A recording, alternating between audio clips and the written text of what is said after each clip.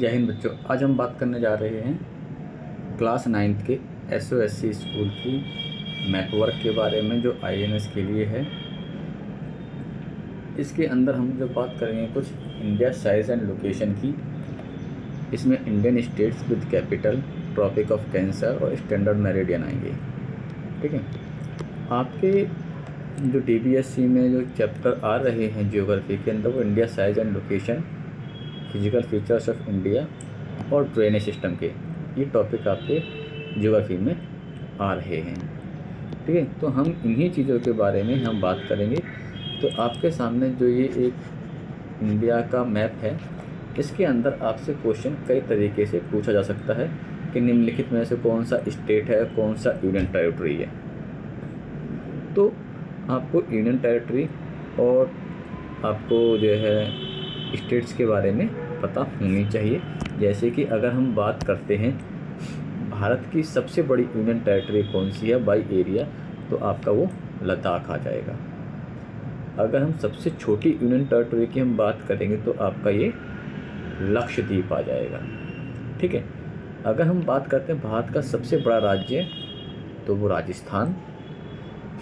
भारत का सबसे छोटा राज्य क्षेत्रफल में गोवा।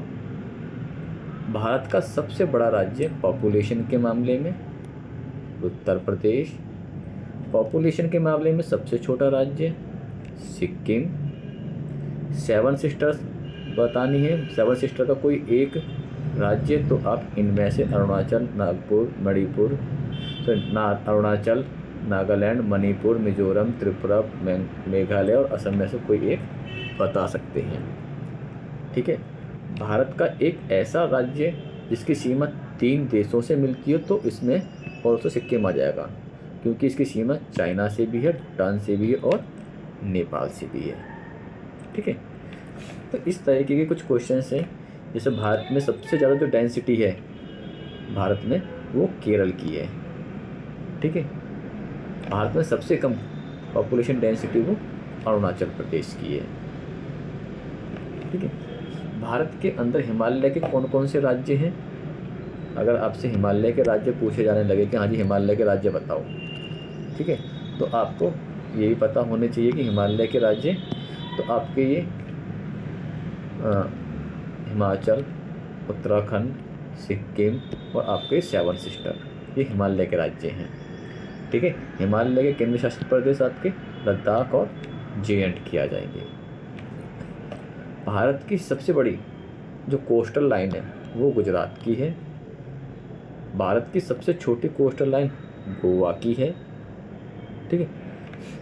तो ये इस तरीके से आपके कुछ क्वेश्चंस बनेंगे। ठीक है।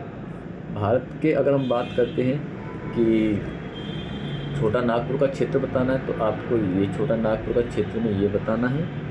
ठीक है। भारत की सबसे बड़ी सीमा किस देश के साथ लगती है, यानी सब भारत की जो लैंड बाउंड्री है सबसे ज़्यादा किस देश के साथ में शेयर होती है, तो आंसर आ जाएगा बांग्लादेश। दूसरे नंबर पर हमारी जो सबसे बड़ी सीमा है वो चाइना के साथ है। तीसरे नंबर पर पाकिस्तान के साथ है। ठीक। चौथे पे अगर हम बात करते हैं तो आपका ये चीज़ आ जाएंगी।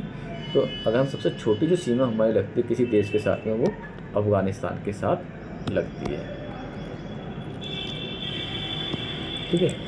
इसी तरीके के क्वेश्चनों को आपको जो है यहाँ पे जो है बना करके पूछा जा सकता है।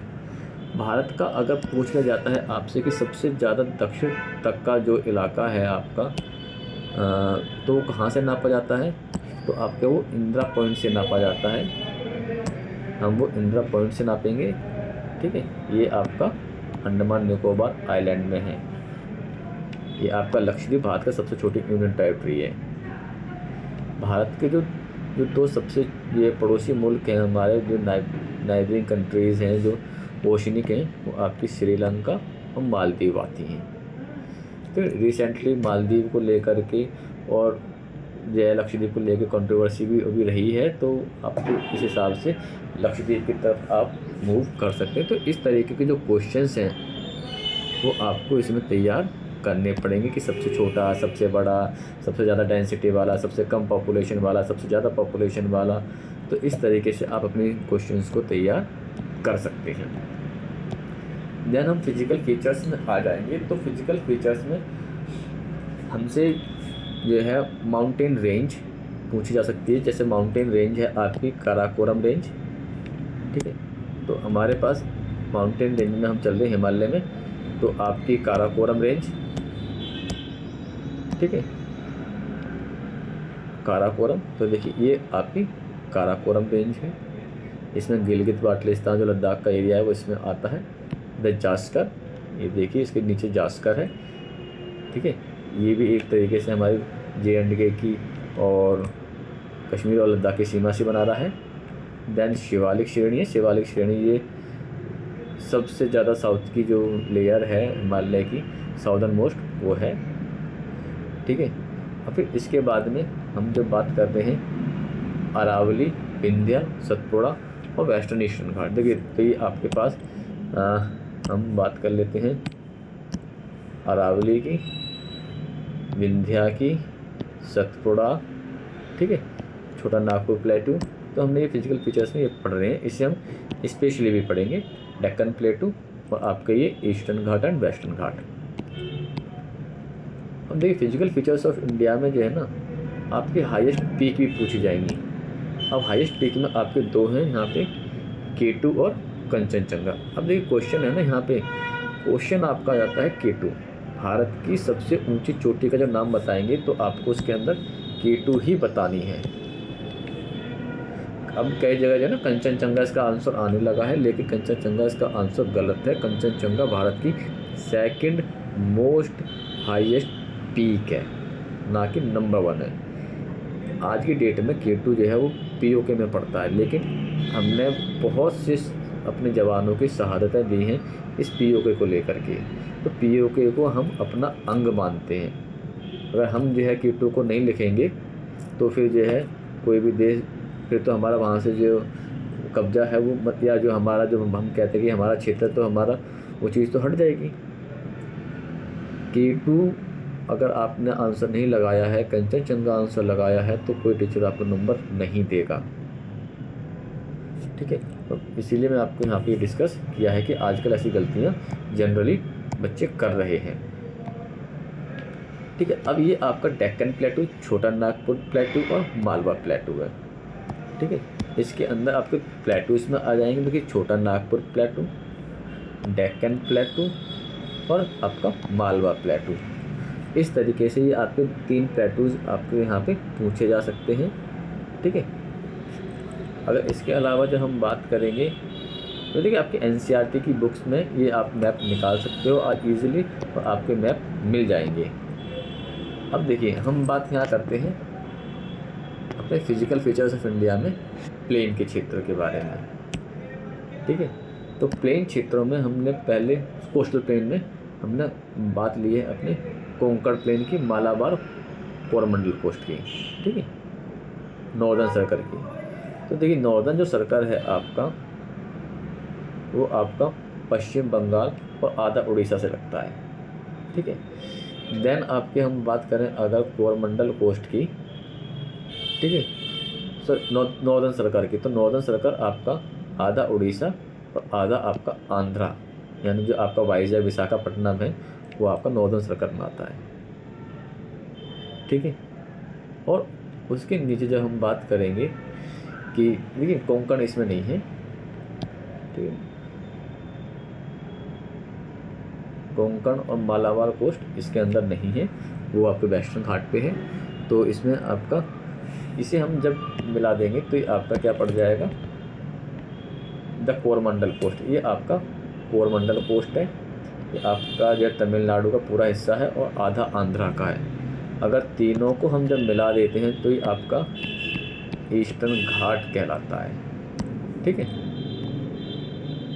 हम आ जाते हैं वेस्टर्न घाट पे। तो वेस्टर्न घाट का जो हमारा क्षेत्र है, ठीक है, इसे हमने कुछ इन क्षेत्रों में बांटा है। जैसे अगर हम बात करते हैं, देखिए ये कच्छ की है, सौराष्ट्र और कच्छ का जगह है, ठीक है। ये हमारा काठियावाड़ प्लेन है। काठियावाड़ प्लेन तक जो है हमारा यहाँ से वेस्टर्न घाट चालू नहीं होता है। वेस्टर्न घाट जो हमारा कहलाएगा वो आपके मुंबई से लेकर के आपके जो केरल तक का लास्ट पॉइंट है, इसे हम कहेंगे वेस्टर्न घाट। मुंबई से लेकर के गोवा, आपकी मुंबई और गोवा, अगर हम इन 3 राज्यों को मिला ले 2 राज्यों को मिला लेते हैं तो आपका ये बन जाएगा कोंकण प्लेन। अगर हम कर्नाटका,